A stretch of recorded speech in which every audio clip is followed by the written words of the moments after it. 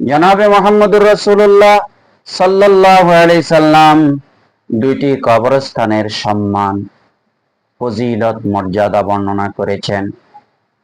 একটি হচ্ছে জান্নাতুল মুআল্লা আর দ্বিতীয়টি হচ্ছে জান্নাতুল বাকি। জান্নাতুল মুআল্লা বলা হয় মক্কা শরীফের যে কবরস্থান, সেটাকে বলা হয় জান্নাতুল মুআল্লা। যে কবরস্থানের মধ্যে হযরত খাদিজাতুল কুবরা রাদিয়াল্লাহু তাআলা আনহার কবর রয়েছে। আর জান্নাতুল বাকি মদিনা শরীফের কবরস্থানকে বলা হয় যে কবরস্থানের মধ্যে হযরত আয়েশা রাদিয়াল্লাহু তাআলা আনহা সহ অনেক রসুলের সাহাবীরা রয়েছে। রসুল একটা বর্ণনা দিতে গিয়ে বলেছেন যে ওই দুই কবরস্থানের চিরজীবন পর্যন্ত কবর আযাব মাফ।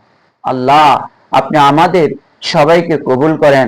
কত হাজিরা যারা মক্কা শরীফ মারা যায়, তাদের কবর হয় জান্নাতুল মুআল্লার মধ্যে। আর যেই সমস্ত হাজিরা হজ করতে গিয়ে মদিনা শরীফ জিয়ারত করতে যায়, সেখানে যদি মারা যায়, তাহলে তাদের কবর হয় জান্নাতুল বাকিতে। কত ভাগ্যবান, কত ভাগ্য নসিব তাদের।